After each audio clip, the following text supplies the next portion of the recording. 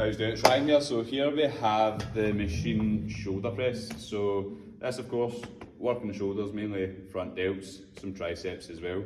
So the only part that we adjust is the seat. So you might have seen this before. This wee part here, sometimes it's a bit tight. If it is, it's not going to let you pull that pin out. So make sure that's loose and then pull this pin to just adjust the seat up or down.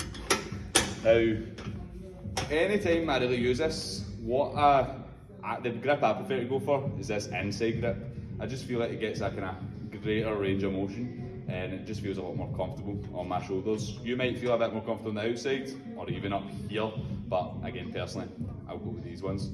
So with the seat, to know how high or how low you want to go, what you want to think about is keep the feet planted, keep the hips back into the pads, and then you want to pull the elbows down into the side, and however low the hands go, that's where you want to keep the handles. So if you're pulling the hands to here and they're not getting there, the handles there, shift it down.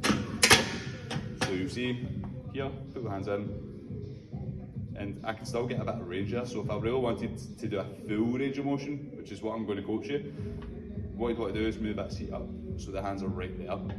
Alright?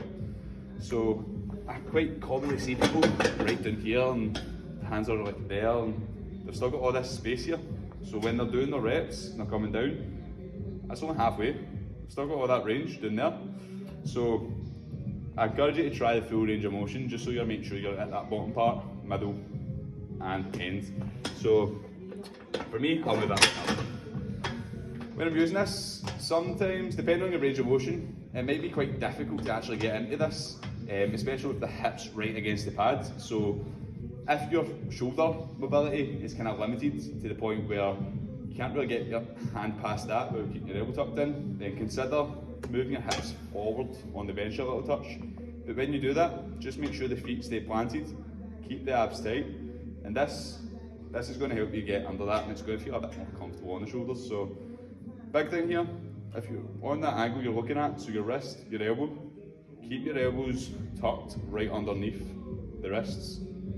Common mistake I see is people pushing it like that.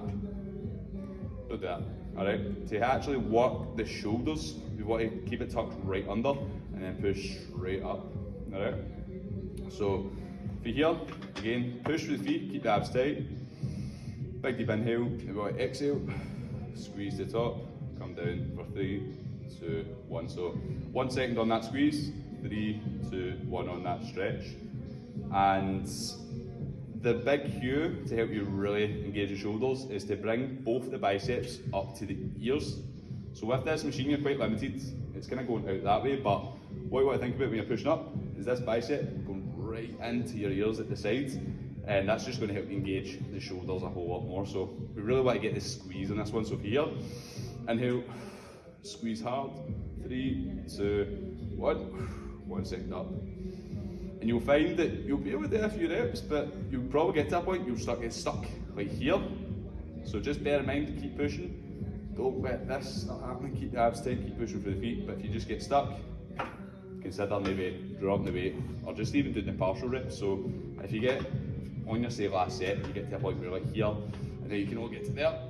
What you can do is come back down, push up to there again, push up to there again, and you just do the partials until you hit the reps. Right. I would only do that in the last set, but that's quite a good way to exhaust and really go through the full range of motion, exhausting the shoulders on the shoulder press. So to load it up, there's some plates, stick them on each side. So whatever you put in that side, put in that side. To be honest, I don't really know if you could maybe just put a 10 that side and it would feel the same because it's all linked up anyway, but if I was going to put a weight on, put it on both sides. And that's how you do the shoulder press. So if you like this video, thumbs up, share it, or if you're in this gym and you don't know how to use it, share it with somebody, or just stick it out what you watch. Don't really know what to say at the end of these videos, but that helps.